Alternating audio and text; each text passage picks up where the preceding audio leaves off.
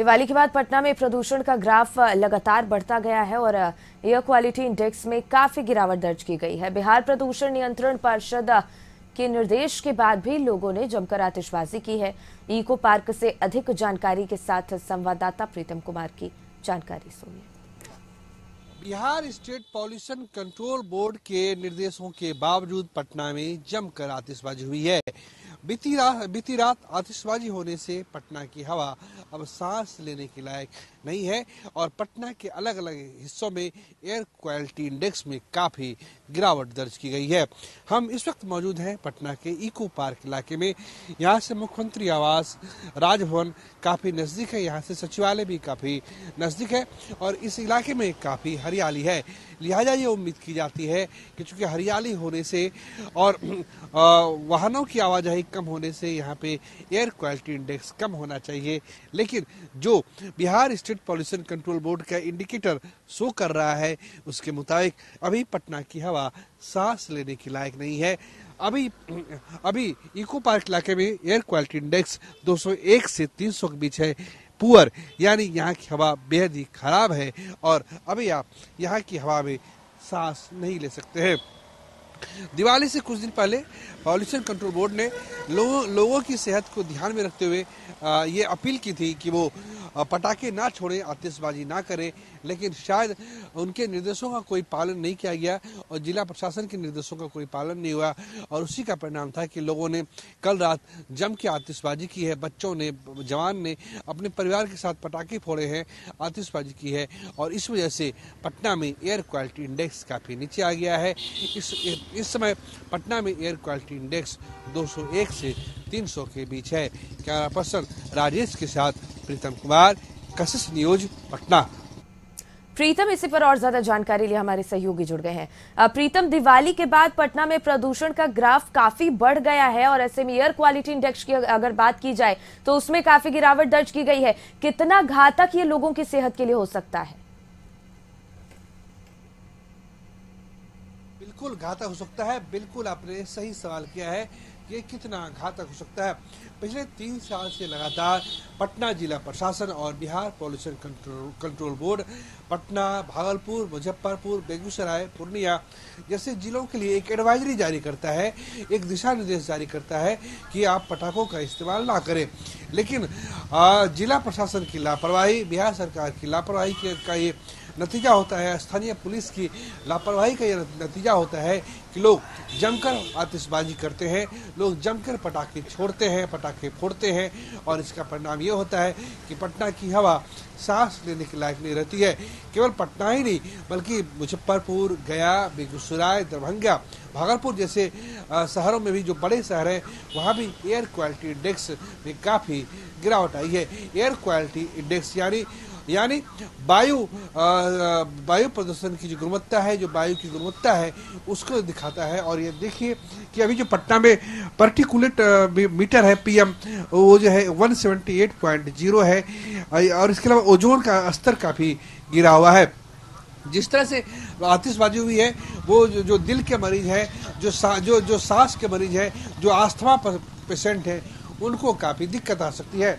जिनको सांस संबंधी बीमारी है उनको इस वायु प्रदूषण से काफ़ी दिक्कत आ सकती है।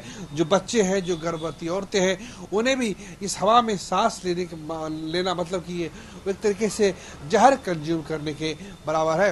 हालांकि दिशा निर्देश जारी किए गए लेकिन उन दिशा निर्देशों का कोई असर नहीं पड़ा। लोगों ने जम के आतिशबाजी की है और लोगों ने जम के पटाखे फोड़े हैं।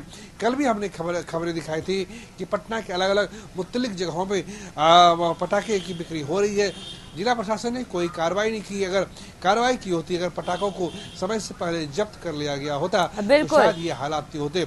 आज हम देखते हैं कि जो देश की राजधानी दिल्ली है वहाँ पे क्या हालात है कि जब तक ठंड खत्म नहीं होगी वहाँ तब तक आप सांस लेने के लायक नहीं रह बिल्कुल सकते। बिल्कुल प्रीतम, जैसा आपने बताया कि सांस लेने में ज्यादा तकलीफ होगी ऐसे प्रदूषण में। ऐसे में अगर बुजुर्गों की बात करें या जो अस्थमा के पेशेंट है उनकी बात की जाए, उनकी समस्या कहीं ना कहीं बढ़ने वाली है और तमाम सवाल खड़े होते हैं। आदेश पर आदेश दिया जाता है, हर साल ऐसी तस्वीरें देखने को मिलती हैं, लेकिन इन सबका जिम्मेदार किसको माना जाए? चूंकि पटाखे आते भी हैं, खरीदारी भी की जाती है। देखिए सबसे बड़ा जिम्मेदार कौन है? सबसे बड़ा जिम्मेदार आम नागरिक है, हम और आप जैसे लोग हैं। हमारे पास अगर भगवान ने पैसे दिए हैं तो केवल उसको इस आधार पे नहीं बर्बाद कर सकते कि इससे हमारे धार्मिक आस्था को नुकसान पहुंचता है। कुछ ऐसे असामाजिक तत्व है जिनकी सोच इतनी खत्म हो चुकी है, जिनकी सोच इतनी गिरी हुई है कि वो कहते हैं कि अगर होली में अगर रंग ना उड़ाएं, अगर दिवाली में अगर पटाखा ना फोड़ेंगे तो उनकी धार्मिक आस्था खत्म हो जाएगी, उनकी धार्मिक आस्था को चोट पहुंचेगी। इस तरह के नैरेटिव भी आजकल सोशल मीडिया में एक खास विचारधारा के द्वारा फैलाया जा रहा है और उसके असर में लोग आ रहे हैं। हमने देखा कि कल सोशल मीडिया में किस तरीके से इस तरह की बातें चल रही थी। तो सबसे पहली जिम्मेदारी हमारी होती है कि हम पटाखे अगर पटाखे छोड़े तो हम उसको लिमिटेड वे में छोड़ें ताकि आसपास का वातावरण बचा रहे। और दूसरा कि जो हमारे बच्चे हैं इसका नुकसान भी है। मान लीजिए पटाखे छोड़ने वक्त आप जल जाती है तो आपको तुरंत आनन फानन में अस्पताल ले जाया जाता है, तो आर्थिक तौर से और जिस्मानी तौर से नुकसान तो आपका ही होता है, हमारा ही होता है। तो सबसे पहली जिम्मेदारी हमारे जैसे जो लोग हैं उनकी होती है। दूसरी जिम्मेदारी स्थानीय प्रशासन की होती है जो लापरवाह रहता है, स्थानीय पुलिस की होती है जो लापरवाह बनी रहती है। और तीसरी Bihar state pollution control board को देखना होगा कि न केवल वो दिशा निर्देश जारी करे बल्कि चूंकि वो एक सक्षम अथॉरिटी है इस राज्य में, उसके पास अधिकार है कार्रवाई करने का, जब्ती करने का। तो अगर इस तरह की कार्रवाई होती है, अगर पटाखे छोड़ जाते हैं तो नोटिस जारी कर सकता है, संबंधित दुकानों पर कार्रवाई करवा सकता है। ये Bihar state pollution control board के पास अधिकार है। आप अगर एक फर्ज कीजिए, सिखा कि अगर इस समय बिहार में क्या है कि जो मिट्टी से बनी जो ईंट है उसके इस्तेमाल पे पाबंदी लगा दी गई है। ये कहा गया है कि अगर हम चिमनी का इस्तेमाल करते हैं तो अगर मिट्टी से बनी ईंट का इस्तेमाल करते हैं उससे धुआं निकलता है और पूरा वातावरण जो है प्रदूषित होता है। तो पॉल्यूशन कंट्रोल बोर्ड से पूछा जाना चाहिए कि जब ईंट मालिकों के खिलाफ कार्रवाई होती है तो जिन लोगों ने पटाखे बेचे हैं क्या उनके खिलाफ कार्रवाई नहीं होनी चाहिए? पटना में ये कहा गया है कि आप जो है अब राख से बनी ईंटों का उपयोग करें। अगर राख से बनी ईंट का उपयोग करके आप लोगों की जान की हिफाजत कर सकते हैं तो आप पटाखे भी नहीं छोड़ सकते हैं। और केवल जो स्टेट पॉल्यूशन कंट्रोल बोर्ड की जो सचिव हैं, जो अध्यक्ष हैं, केवल वो एक एडवाइजरी जारी करके चुप ना हो जाए, बल्कि उनकी ये जिम्मेदारी बनती है कि हमें देश बचाना है, हमें अपनी रक्षा करनी है, हमें अपनी जान बचानी है। और हमारा धर्म इतना कमजोर नहीं है, हमारी आस्था इतनी कमजोर नहीं है कि अगर हम पटाखे नहीं छोड़ेंगे तो हमारी आस्था खत्म हो जाएगी या हमारी आस्था को नुकसान पहुंचेगा। इसका नुकसान केवल जो क्षुद्र मानसिकता वाले लोग हैं उनको पहुंच सकता है, हमारे धर्म को इसका कोई नुकसान नहीं हो सकता है। जी बिल्कुल प्रीतम, तो आम आदमी की साथ साथ प्रशासन की जो आदेश है उसमें और सख्ती बरतने की जरूरत है। प्रीतम, बहुत बहुत धन्यवाद आपका तमाम जानकारी हम तक पहुंचाने के लिए।